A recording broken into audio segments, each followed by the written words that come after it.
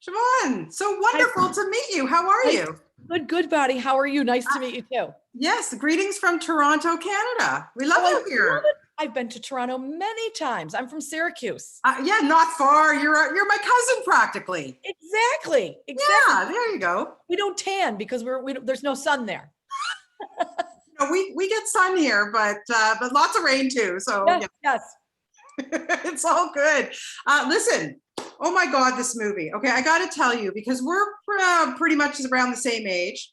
I have 42. 42, no, 22, right? Yeah. We're on our way to college, but Yes. I digress. Let me tell you that I have two older sons now. They're 25 and 29, but did the whole university thing.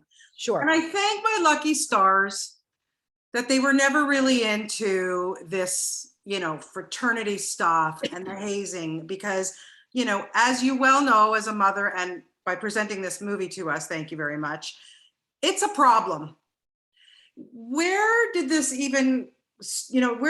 fester in your head to start writing this and get this off the ground?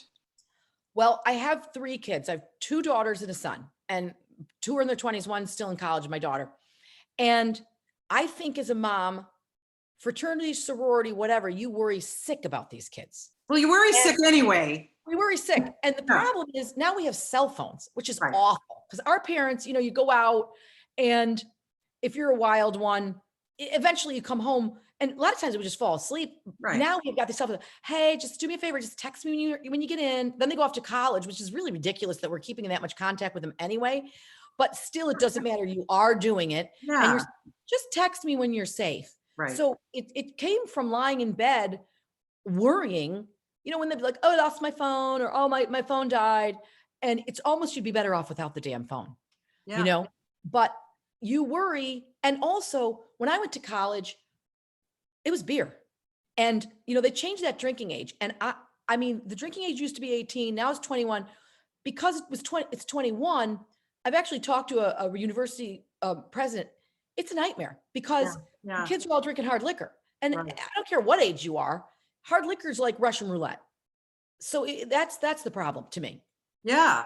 And then, and what's really scary is that you hear incidents after incident. And I say 9 out of 10 times, like the school won't take responsibility. The kids who, promote the hazing and all this don't take responsibility. Like, what do we do about stuff like this? Is there something that you really ended up researching, or? Honestly, it came from my imagination and my own worry. I think it boils down to more, what kind of person are you in any kind of trouble? Do you follow a guy or a girl that if you're like, my instinct is this person isn't really that good of a person. I 100%. What everybody else says, I'm going to walk away. You know what I mean? Right. And if something goes wrong, do you hang with the crowd or do you step away and do the right thing? Mm-hmm. Do you make that call and be like 911, or do you say to your friend, hey, let's get out of here. You're kind of out of it. Right. You know what I mean? Just don't follow the crowd. But that's across the board in any institution. 100%. Yeah. It's a peer pressure. It's boy, does it ever raise discussion? And watching your film, I was I was with you because, look, we'll do anything for our kids to keep them safe. Right. And so, this mom, obviously, I mean, I don't know if I would go as far as she did, but I was rooting for her. I have to tell you. Well, that's the thing. I mean, I have a pretty bad temper, I guess. And because, I have red hair, my sister's always like, well, she's a redhead. I was just going to say that because you have red hair. Little fire going on. Yeah. Plus, there's something called the Irish temper. Yeah. And I remember my father used to say, there once was a girl who had a little curl right in the middle of her forehead. And when she was good, she was very, very good. And when she was bad, she was horrid all the time to me because I have a temper that could just fly off the handle. I'm not really proud of it, but it's just true. Yeah. And I have extreme reactions anyway. You know what I mean? Like I used to drop my kids off at high school and they'd be like, Mom, seriously, do not do anything. Do not say anything do not. And I would just crank the radio. I'd be like, yeah. And they'd be like, texting me, what was that? But anyway, but when push comes to shove, I didn't really know this about myself when I was writing it. Yeah. If someone crossed my kid, really harmed my kid, what would I do? And I realized, I don't think I'm right in the head. Right. I hear you. Yeah, I thank God I've never had to be in that situation, and hopefully Exactly. you either, and you've got it all out on the page. Now, Exactly. you not only star in it, first of all, it's nice to see Robert Patrick as your husband. Oh, he's incredible. Yeah, He's a fabulous top shelf actor. yeah. And you worked with him before. Oh, I've worked with him before. Yeah. I played his sister before. I've been on Scorpion with him. I've worked him many times. I have another movie I wrote that he's going to play my brother in. So he's my husband in this. Yeah. We're probably related. We don't know it. We kind of look alike. No offense to him. No offense to Robert. Oh, please. Oh, stop it. Stop it. But also you were a producer on this as well. Yes. And I love the fact that Lars von Trier, who you've worked with 3 times, you know, I mean, I love his films. Yes. I love him. And that he came on as a co-producer too. I mean, that's good cred there. I mean, listen, I've been in this business for so darn long. When the first time I did a film with Lars, it was Dancer in the Dark. Yeah. On the Palme d'Or. I flew out of Denmark and I looked down and I thought, I will be back here. I sometimes have this weird thing called the Irish Fae. I remember when I took the boat, because where I live in New Jersey, you can take the boat in. And it was Charlotte's Web. And I had 3 tiny little kids. And I was like, holy crap, I'm going to get this. And I need to get a babysitter lined up. I had the babysitter lined up before I even had the job. But I sometimes have these weird feelings. Yeah. But this movie, Lars' company, Zentropa, I had just done The House That Jack Built with Matt Dillon. We'd all been at the Cannes Film Festival. I was like, hey guys, I wrote this script. They called me 2 days later. They said, Siobhan, we will co-produce this with you, which was unbelievable. Yeah. And then they told me about Vibeke Musaya, who directed, who did a superb job. She's Danish. So, and I was like, this movie's international because Sabine Emiliani, our fabulous editor, she's from France. Right. Matthias Hubert, who I'd worked with before, the cinematographer. I mean, people thought this budget was like $8 million.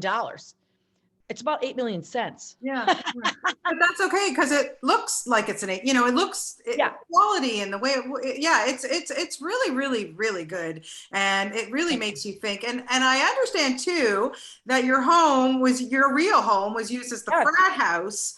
God bless you. I would never I hope you had insurance up the wazoo. Oh, well, I was thrilled because we did have insurance. I got to paint my living room, which needed it so badly. But my house was the frat house. Yeah.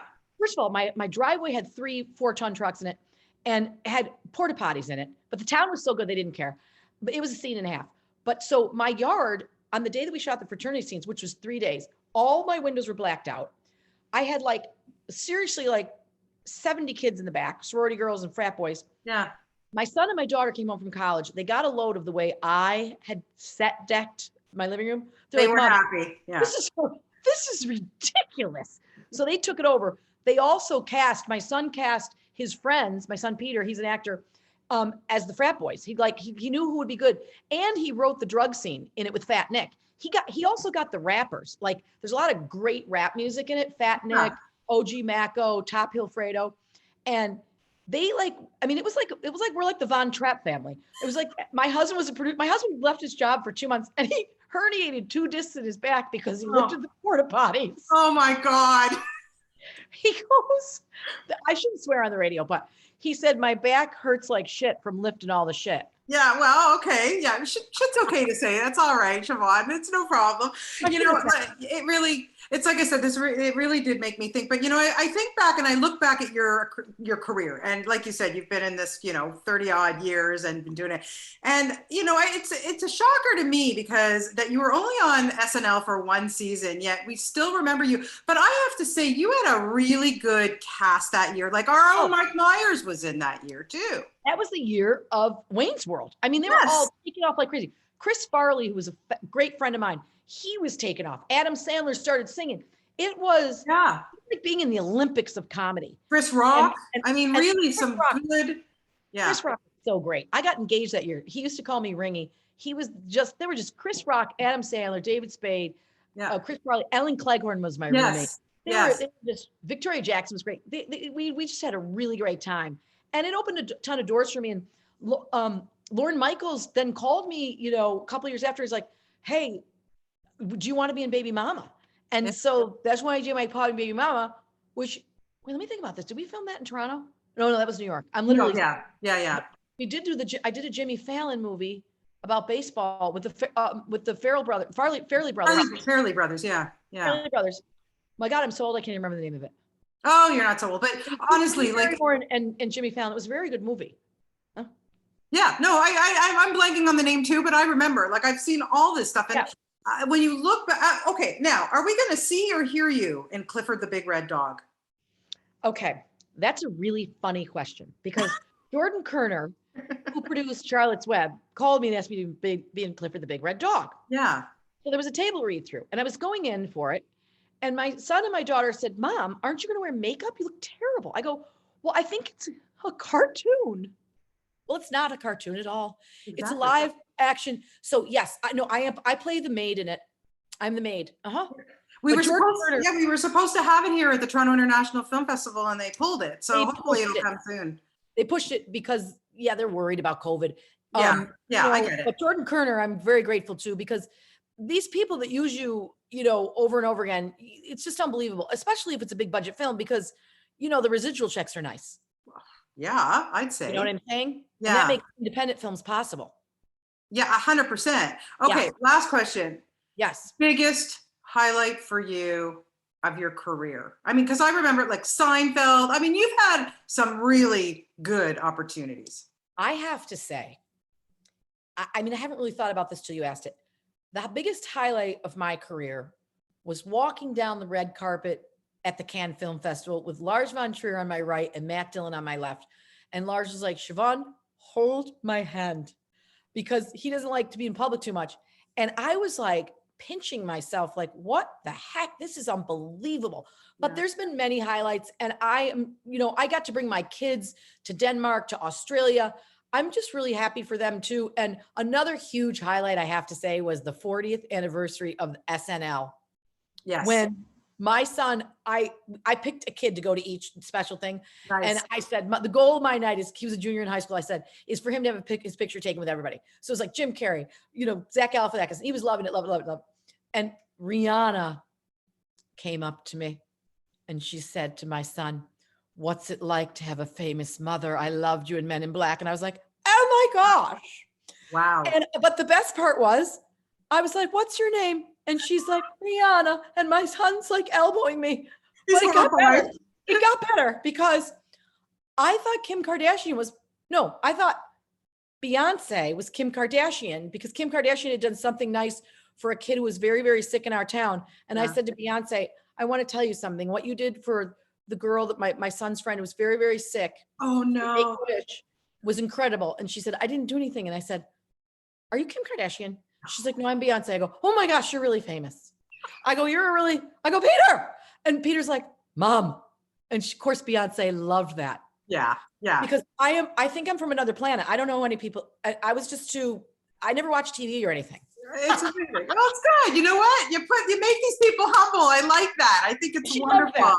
I think well, listen, I could talk to you for hours, but thank you so much for your time today. I just want to say, Rushed will be in theaters August 27th. Perfect. It's going to be video on demand, same day, Apple, iTunes, Amazon, all kinds of video platforms. August 27th, it will be from Florida to South Dakota to Arizona. You just get out there and watch it. It's a great movie. It's a great thriller. And thank you so much for having me. I really do. Thank you. It was my pleasure. And just, I can't wait to see, come visit us in Toronto once I love Toronto. This COVID thing is over. Okay. I will. All right, Siobhan. Thank you for your time. Appreciate it. Thank you. Take care. Thank you so much. Bye. Bye-bye.